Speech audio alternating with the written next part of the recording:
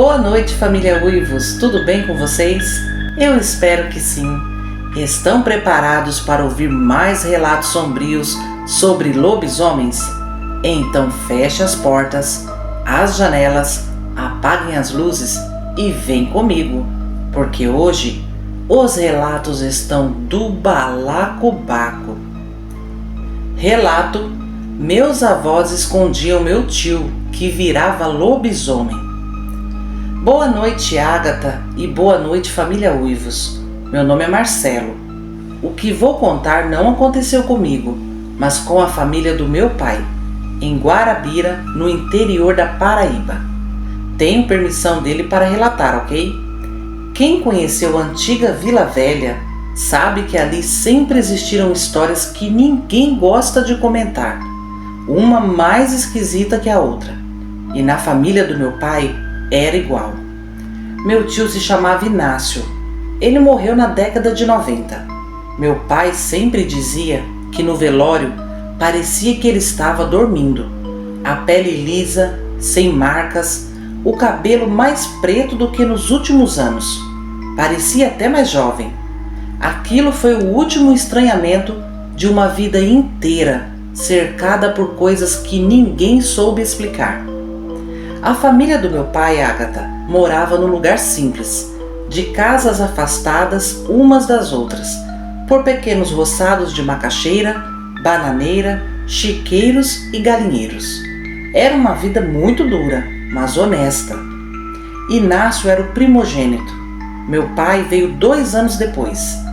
Desde pequeno, meu pai percebeu que havia algo errado com o irmão. Em certos dias do mês, principalmente perto da lua cheia e na época de quaresma, o Inácio mudava. Ele se debatia no chão, urrava, babava, se deixassem, quebrava todos os móveis da casa. Às vezes, ficava de 4 no terreiro, rosnando para os vira-latas do meu avô, mostrando os dentes como se estivesse disputando o território. Quando isso acontecia, minha avó trancava os outros filhos num pequeno quarto e o meu avô pegava um chicote de couro, daqueles de bater em cavalo, e ia para o terreiro enfrentar o próprio filho. Chicoteava para afastá-lo dos animais e encurralava Inácio num quartinho reforçado que meu próprio avô construiu no fundo do terreno. A porta era muito grossa, com tranca de ferro, a janela pequena e com grade. E lá ele ficava, amarrado com cordas, uivando a noite inteirinha. O coitado, Ágata, parecia um animal. Mas os anos passaram, Ágata, e o Inácio cresceu. Ficou forte demais. Não adoecia. Não sentia dor como gente normal. Trabalhava na roça como 2 homens juntos e tinha costumes que assustavam. 3 dias antes de chover, coisa muito rara no sertão, ele já avisava. Dizia a hora que as visitas iam chegar, mesmo sem ninguém ter mandado o recado. Quando algum animal doente ia morrer, ele sabia também e avisava antes. Mas era chegar a lua cheia, ele mudava da água para o vinho. Na década de 80, os meus avós já estavam cansados daquela vida e estavam bem velhos também. E Inácio, adulto, começou a se soltar das correntes. Arrebentava a porta do quartinho como se fosse um papel. Saía correndo noite adentro. No dia seguinte, aparecia jogado no quintal, sujo, ferido, com cheiro de mato e sangue seco nas unhas. Quando não aparecia, Ágata, meu avô saía cedo, antes da vizinhança acordar, para procurar ele na mata. Foi nessa época que começaram ataques na região. Galinhas rasgadas, cabras mortas, cachorro dilacerado, e os vizinhos começaram a desconfiar que algo era escondido na casa dos meus avós. Até então, meu pai nunca tinha visto o irmão transformado, só ouvia os barulhos que ele fazia. Até que numa noite ele desobedeceu uma ordem dos meus avós. Foi assim, ele tinha 15 anos nessa época. Pegou uma lanterna, um facão, uma espingarda de 2 tiros e um embornal. A lua cheia já estava alta no céu. Mas como Inácio passou alguns dias tranquilo, Meu pai achou que dava para caçar preá na mata. Esperou todo mundo dormir e saiu de fininho, sozinho. Andou quase 1 hora mata dentro. O silêncio era quebrado por grilos cantando e folhas secas estalando.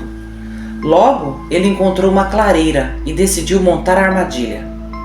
Foi quando ouviu Ágata, um estalo muito forte de galhos quebrando, depois um rosnado arrastado.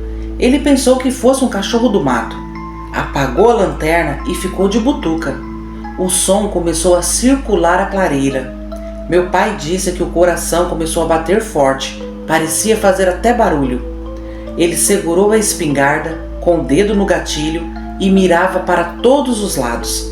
E foi então que aquela coisa saiu da escuridão. Estava de 4, grande demais para ser qualquer bicho da região. Ombros altos, costas arqueadas, braços longos, o pelo escuro, sujo de terra, a cabeça parecia de lobo, mas bem maior. Olhos refletiram a luz da lua de um jeito esbranquiçado, quase humano. Meu pai congelou naquela hora. Ficou sem reação diante daquela aberração. A criatura parou a uns 15 metros, cheirando o ar, e então fez algo que quase enlouqueceu meu pai. Aquilo se levantou, ficou ereto igual um ser humano, e inclinou a cabeça, como se estivesse reconhecendo meu pai. Ele disse que naquele instante teve certeza que era Inácio, não pelo rosto, porque era totalmente desfigurado, mas pela sensação, pelo jeito de inclinar o pescoço, pelo ombro mais caído do lado esquerdo, igual ao do irmão desde criança. Ágata, a coisa deu um passo na direção dele, e sem pensar direito, meu pai atirou. A criatura deu um urro que ele descreve como mistura de dor e raiva, mas ela não caiu, veio correndo de 4, rápido demais. Meu pai disparou o segundo tiro quase no reflexo. Não sabe se acertou. Logo em seguida saiu correndo largando o embornal e as tralhas. Ele conta que sentiu o chão tremer atrás dele, os galhos quebrando violentamente, e aquela respiração pesada parecia 10 touros juntos. Ele correu tanto e sem olhar para trás que até tropeçou e rolou num barranco. Quando levantou, não ouviu mais nada, só o som do próprio choro. Esperou por alguns minutos caladinho, mas não viu mais nada. Então, voltou para casa antes do amanhecer. O meu avô estava sentado na varanda, só esperando ele chegar. Ele chegou todo assombrado e meu avô perguntou: "Você viu, não foi?" Meu pai confirmou com a cabeça e entrou em casa de cabeça baixa e chorando. Ágata, naquela manhã, mais uma vez, o tio Inácio apareceu no quintal.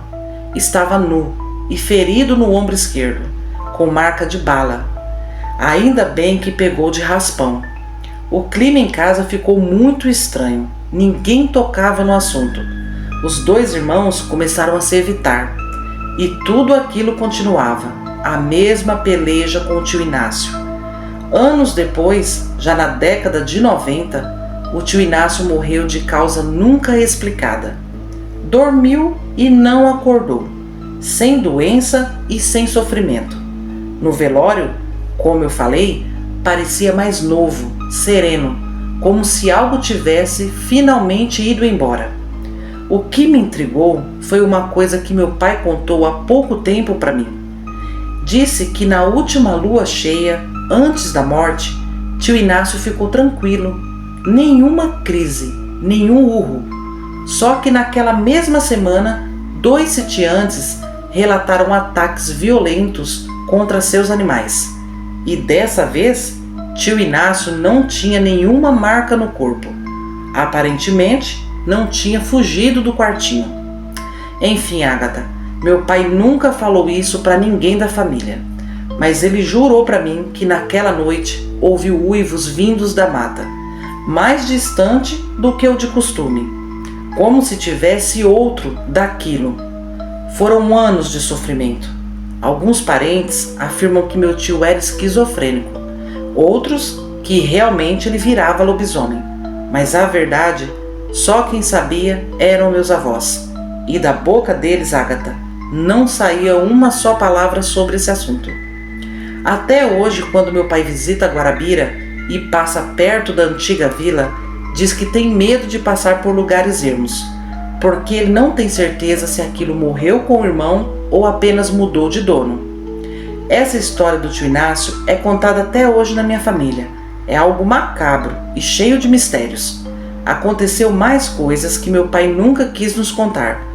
Termino por aqui a história da família do meu pai, Ágata. É estranho, sinistro, mas porém é verdadeira. Um forte abraço a todos e boa noite. Relato: fui perseguido por um lobisomem fazendo entregas em Mairiporã. Boa noite, amiga Ágata, e boa noite, família Uivos. Meu nome é Rafael, tenho 29 anos. E o que vou contar aconteceu comigo em julho de 2024. E eu juro para vocês que pensava que tinha acontecido só comigo. Mas quando ouvi o relato de terça-feira aqui no canal, onde um rapaz relatou que também viu um lobisomem na Serra da Cantareira, tive certeza que não estava alucinando. Aquilo aconteceu mesmo. Tem um lobisomem aqui em Mairiporã. Ágata, eu trabalho como entregador de aplicativo. Rodo muito pela região da Serra da Cantareira, principalmente Mairiporã e Terra Preta. Depois das 22 horas, aquilo vira outro mundo. Pensa num lugar estranho. Bom, foi numa quarta-feira, por volta das 23 horas e 40 minutos. Eu tinha aceitado uma última entrega antes de encerrar a noite. O pedido era para uma casa perto da Estrada da Roseira, já quase pegando o trecho de mata fechada. Ali tem poucas casas e a iluminação é fraca e muito silêncio também. O aplicativo marcou 18 minutos de trajeto. Eu já estava cansado, querendo só entregar e ir embora. A estrada estava vazia, com uma leve neblina descendo da serra e aquele cheiro forte de mato molhado. Conforme fui me aproximando do destino, o asfalto virou trecho irregular, cheio de remendos e buracos. Então reduzi a velocidade e foi aí que começou o meu tormento. Primeiro eu vi algo atravessando a estrada lá na frente. Pensei que fosse um cachorro grande, só que era grande demais.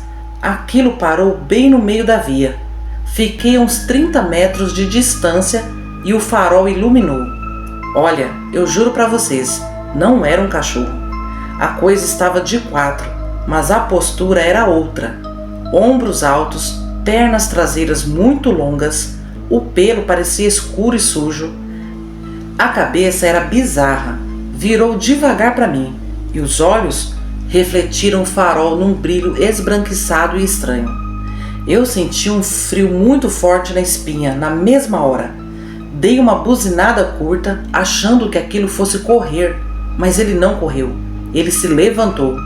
Foi aí que eu quase caí da moto, Ágata. A coisa se ergueu nas duas patas traseiras. Devia ter mais de 2 metros fácil. O tronco largo, os braços compridos demais, as mãos com dedos longos. A cabeça era de cachorro, mas também lembrava uma cabeça de porco. O corpo era musculoso, desproporcional. O motor da moto ligado e eu ali parado, olhando aquilo me olhar de volta. Ele inclinou a cabeça como se estivesse me analisando. Foi quando eu senti medo de verdade, Ágata. Um medo que não dá para explicar. Não era susto comum, era instinto gritando para me fugir. Ágata, sem pensar na minha vida, eu acelerei. Só que antes de conseguir passar por ele, a coisa caiu de 4 no chão e veio para cima de mim. Eu ouvi o barulho das patas batendo no asfalto atrás de mim. Não era leve, viu? Era pesado e muito forte. Olhei rapidamente pelo retrovisor e vi que ele estava correndo atrás da moto muito rápido. Eu estava a uns 70 km por hora numa estrada cheia de buraco e ele diminuía a distância com facilidade. O som da respiração chegava até os meus ouvidos, um rosnado grave e esquisito. Eu sentia que ele estava perto demais. Acabou que num trecho mais escuro, Ágata, senti um impacto na traseira da moto. A roda quase perdeu o controle. Ele tinha dado um bote. Aí eu comecei a gritar e rezar. Nunca rezei tanto na minha vida. A moto começou a balançar e eu mantive o acelerador no máximo. Entrei num trecho de descida perto de um sítio que eu já conhecia de outras entregas. Lá tinha um portão de ferro e iluminação. Minha única ideia foi chegar onde tinha iluminação e gente. Mas aquele lobisomem continuava atrás de mim. Quando virei a última curva antes do sítio, o pneu passou por cascalhos soltos e eu quase caí. A moto deu uma derrapada forte. Aquilo estava no meu encalço, mas eu não tive coragem de olhar de novo. Quando vi o portão iluminado à frente, toquei a buzina sem parar. E graças a Deus, um senhor saiu da casa e abriu metade do portão sem entender nada. Eu entrei com moto e tudo, praticamente derrapando. Quando virei para trás, aquela coisa estava parado na estrada, de quatro, me observando. Ele não avançou para o portão, não tentou entrar. Ficou ali alguns segundos. Depois virou para a mata do lado direito e desapareceu no escuro. Simples assim. Aquele senhor perguntou o que estava acontecendo e eu não conseguia falar direito. Estava tremendo.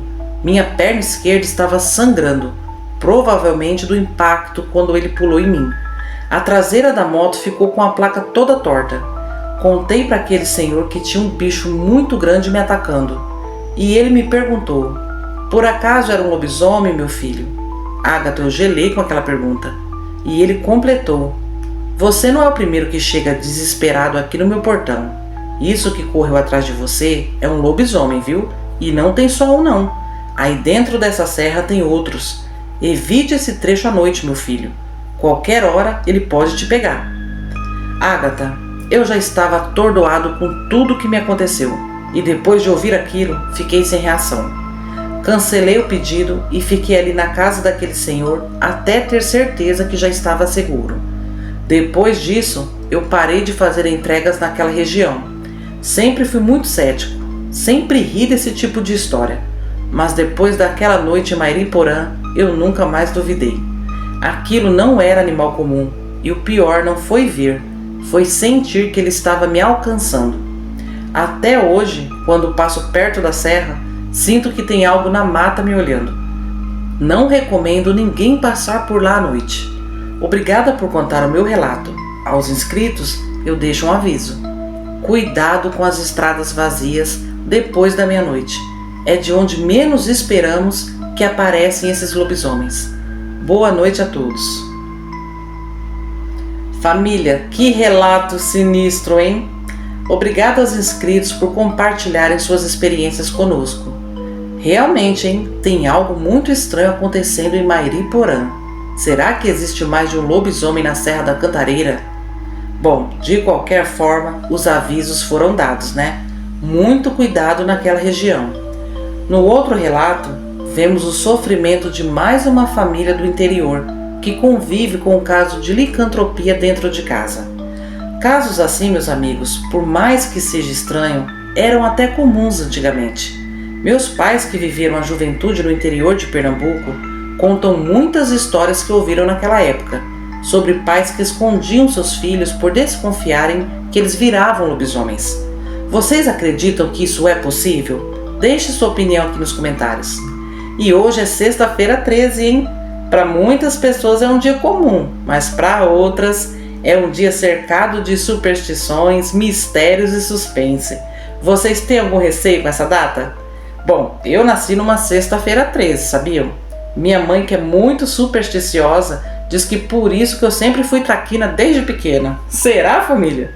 Bom, hoje o salve vai para todos vocês, meus queridos. Sim, estamos aos pouquinhos aumentando a família Uivos. Já somos 6.203 inscritos. Eu só tenho a agradecer vocês que me acompanham desde o início. E a vocês também que estão me dando uma oportunidade agora e estão se inscrevendo no canal. Muito obrigada, família Uivos. Sem vocês, o canal não existiria. Gratidão sempre. Agora eu me despeço desejando um ótimo feriado de carnaval a todos vocês. Se forem curtir as festas, façam com sabedoria, hein? Fiquem com Deus, um abração da sua amiga Ágata e até terça-feira, família Uivos. Tchau, tchau!